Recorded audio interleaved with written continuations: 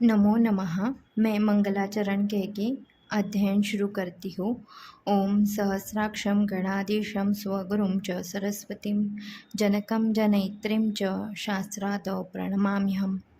पिछले अध्ययन में हमने 30 श्लोक तक पढ़ के अध्ययन समाप्त किया था। अब हम वही से शुरू करते हैं। पहले मैं श्लोक पढ़ती हूँ। अथ मैत्रीपरः पुण्यम आयुर्वेदम पुनर्वसुः शिष्येभ्यो दत्तवान् षड्भ्यः सर्वभूतानुकम्पया अग्निवेशश्च भेरश्च जतुकर्णः पराशरः हारितशारपाणिश्च जगृहुस्तत् मुनेः वचः। अग्निवेशादि 6 शिष्य थे उनको पुनर्वसु जी ने दिया, दत्तवान। क्या दिया? तो पुण्यम आयुर्वेद, पुण्यम आयुर्वेद ये उन्होंने इन 6 शिष्यों को दिया। क्यों दिया? सर्वभूतानुकंपया, सर्वभूत के मतलब सभी लोगों के कल्याण हेतु उन्होंने यह आयुर्वेद उन्हें दिया। और फिर इन शिष्यों ने क्या किया उसका? तो जगृहु स्तन तत् मुनेः वचः। जगृहु मतलब ग्रहण किया। क्या ग्रहण किया? उनका जो वचन है वो ग्रहण किया। यहाँ पे मैत्री पर ये पुनर्वसु जी का विशेषण आया है। फिर आगे का श्लोक है बुद्धेः विशेषास्तत्र आसीन न उपदेशांतरम मुनेः तंत्रस्य कर्ता प्रथमम अग्निवेशो यथो अभवत। अभी यहाँ पे उनकी जो बुद्धि थी वह विशेष थी। उसके कारण क्या हुआ? उन्होंने जो भी मुनि जी का जो वचन था वह तुरंत ही ग्रहण कर लिया। आसीन मतलब तुरंत ग्रहण कर लिया और उन्हें फिर से उपदेश देने की ज़रूरत नहीं पड़ी। न उपदेशांतरम मुनि जी को उन्हें एक ही बार जो समझाया उन्हें समझ गया। और फिर उन 6 शिष्यों में से जो प्रथम करता है वो अग्निवेश थे। फिर उसके बाद अथ बेहलादयः चक्रुः, फिर बेहलादी जो शेष बचे हुए शिष्य हैं उन्होंने स्वम स्वम तंत्रम कृतानि च। अभी यहाँ पे वाक्यशेष तंत्र युक्ति है। तो क्या कृतानि तंत्राणि कृतानि, कृतानि च इत्यर्थ तंत्राणि इति शेषः। तो उन्होंने खुद के तंत्र बनाए। तो यहाँ पे वो बताते स्वम स्वम तंत्रम इति स्वस्वनामांकितम भेलक तंत्रम जतुकर्ण तंत्रम इत्यादिकम। फिर आगे उन्होंने जो अपना अपना तंत्र क्या किया? तो श्रावयम आशु आत्रेयम, उन्होंने सुनवाया। किन्हें? आत्रेय जी को। सिर्फ आत्रेय जी को ही सुनाया क्या? तो नहीं। स ऋषि संघम सुमेधसा, सुमेधस मतलब विशेष मेधा जिनकी है, ऐसा जो ऋषि संघ है उसी के साथ आत्रेय जी को उन्होंने अपने अपने तंत्र सुनवाए। श्रावयम आसु आत्रेयम स ऋषि संघ सुमेधसा। फिर श्रुत्वा मतलब उन्होंने सुनकर क्या हुआ और क्या सुना? तो सूत्रम अर्थाणाम ऋषयः पुण्यकर्मणाम, सूत्रम श्रावयम आस, अर्थम श्रावयाम आस। क्या क्या सुना? सूत्र और अर्थ उन्होंने सुना। अब ये पुण्यकर्मणा ये ऋषियों का भी विशेषण है और जो 6 शिष्य है उनका भी यह विशेषण है। यथावत सूत्रितम इति, उन्होंने यथावत उसका सूत्रों का सूत्रण किया। फिर उस श्रुत्वा यहाँ पे शब्द आया है, इसका मतलब एक क्रिया होके दूसरी क्रिया हुई है। एक क्रिया कौन सी हुई है? तो सुना। फिर सुनकर क्या हुआ? तो सुनकर प्रवृष्टाः ते अनुमे निरे, मतलब वो आनंद से झूम उठे और उन्होंने उस तंत्र को अनुमति दी। अनुमे निरे अभी आगे का श्लोक है, सर्वम एव अस्तु वस्तांश्च सर्वभूतहितैषिणः। यहाँ पे वो कहते हैं कि सभी सर्वत्र आनंद हुआ। सर्वभूतहितैषिणः भी सर्वभूतहितैषिणः इति अग्निवेशादिविशेषणम, ये न किंवा ऋषिसंग विशेषणम, ये दोनों के लिए उन्होंने विशेषण यूज़ किया है। फिर साधु भूतेषु अनुक्रोश इति उच्चैः अब्रुवन् समम, उन्होंने एक साथ जोर से सम्मति दी। क्या कह के सम्मति दी? साधुवाद करके सम्मति दी। साधु यह एक मंगलवाचक शब्द या अनुमति देने वाला शब्द है, इसीलिए उन्हें साधुवाद करके और एक ही साथ उच्च स्वर में उन्होंने साधुवाद दिया और इस तंत्र को अनुमति दी। अभी यहाँ पे हमें क्या समझ के लेना है, तो ग्रंथ का निर्माण त्रिविध बुद्धि के अनुकूल था। मतलब जो मंद बुद्धि है, मध्यम बुद्धि है, उत्तम बुद्धि के जो विद्यार्थी है, उनके लिए यह ग्रंथ बना है। अब यहाँ पे जिस परिस्थिति में ग्रंथ बनाया वो हमें समझना ज़रूरी है। तो परिस्थिति क्या थी? तो सतयुग में रोगों का प्रादुर्भाव नहीं था। अभी यहाँ पे अभिप्राय क्या है? तो आहारज जो हेतु है, आहारज और विहारज जो व्याधि है, उनका प्रादुर्भाव नहीं था।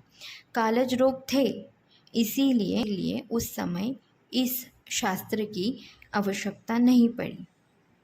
जैसे ही कृतयुग समाप्त होने आया, वैसे उन्होंने ग्राम बनाकर निवास करना शुरू किया। उसके कारण वह एक जगह पे स्थिर हो गए, खेती करने लगे। खेती के कारण वह संपन्न हुए। संपन्न होने के कारण आलसी हुए तो उन्होंने संचय करना शुरू किया। संचय करना शुरू किया तो लोभ आया, ईर्ष्या आई, असूया आई, फिर झगड़े हुए और फिर विविध व्याधि की उत्पत्ति हुई। इस अवस्था में आयुर्वेद निर्माण आवश्यकता त्रेता युग के प्रारंभ में हुई। अनेक प्रकार के रोग होने शुरू हुए जो पहले नहीं थे। ज्वर, प्रमेह, कुष्ठ, गुल्म, उदर, अर्श, श्वास, पहले ये नहीं थे। इसलिए भूत अनुकंपा से सभी के लिए शास्त्र निर्माण का काम शुरू करके अपने अपने तंत्र बनाए।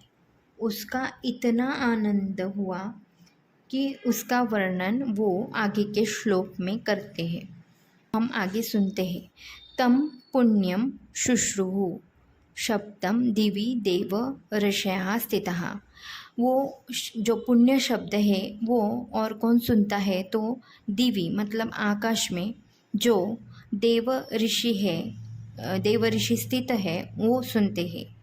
सामरा परम ऋषीणाम श्रुत्वा मुमुदिरे परम।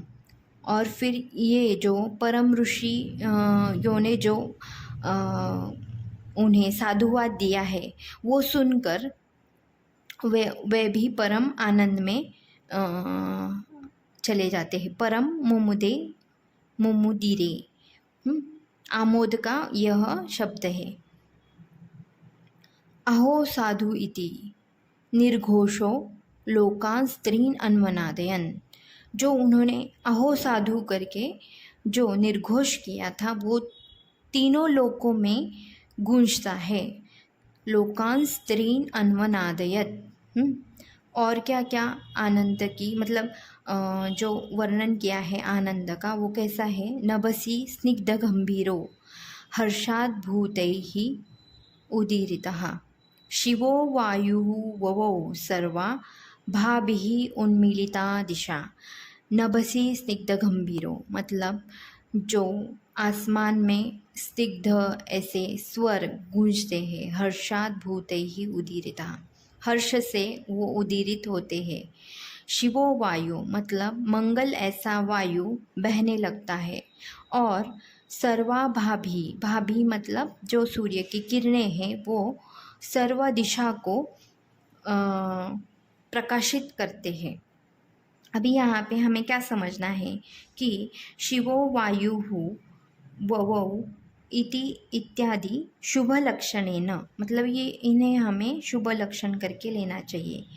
प्रकृततन्त्रकरणस्य देवैः अपि अर्थतो अनुमतत्वम उपदर्शते, मतलब यहाँ पे ये जो शुभ लक्षण हमें दिखते हैं वह हमें यह बताते कि जो हमें हमारे परम देव ऋषि जो है उनकी भी हमें इस तंत्र को स्थापित करने में अनुमति मिली है।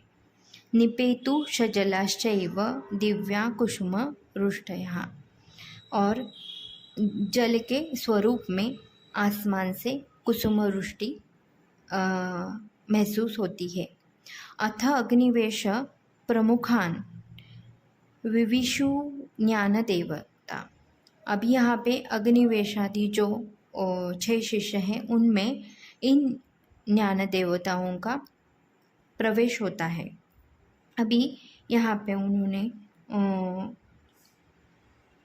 टीका में दिया है, ज्ञान देवता इति ज्ञान अभिमानिन्यो देवता तेन ग्रंथकरणात् पूर्वम एव अग्निवेशादीनां बुद्ध्यादयो व्यवस्थितः, मतलब जो ज्ञान देवता थी वो ग्रंथ निर्माण करना शुरू किया तब से ही उनमें स्थित थी।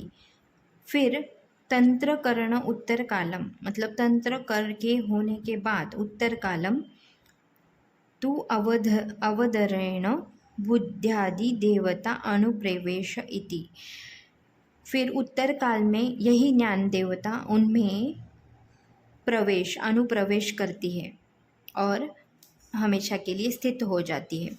तो कौन सी ज्ञान देवता है? तो बुद्धि, सिद्धि, स्मृति, मेधा, धृति, कीर्ति, क्षमा, दया। अभी यहाँ पे सिद्धि जो है वो साध्य साधन ज्ञानम, जो साध्य और साधन का ज्ञान है उसे सिद्धि कहते हैं। कीर्ति ही कीर्तनम वक्तुम, जो कीर्ति है वो कीर्तन और ज्ञान इस अर्थ से लेना है। न तो कीर्ति यशो रूपा, यश रूप की जो कीर्ति होती है वह वैसा यहाँ पे अर्थ नहीं लेना है, तो हमें ज्ञान ऐसा अर्थ यहाँ पे ग्रहण करना है। तानि च अनुमतानि येषां तंत्राणि परम ऋषयः, इस प्रकार उन्होंने तंत्र को स्थापित करने की अनुमति परम ऋषियों ने दी। भवाय भूतसंघानां प्रतिष्ठा भुवि लेभिरे, फिर उन्होंने भूत संघ के कल्याण हेतु जो आयुर्वेद की स्थापना की उसके कारण उन्हें प्रतिष्ठा प्राप्त हुई। यहाँ पे अधिकरण जो आयुर्वेद अवतरण का है वह समाप्त होता है। आगे का श्लोक पढ़ के मैं यह अध्ययन समाप्त करती हूँ। हिताहितं सुखं दुःखम् आयुस्तस्य हिताहितं मानञ्च तच्च यत्रोक्तम् आयुर्वेदः स उच्यते। धन्यवाद।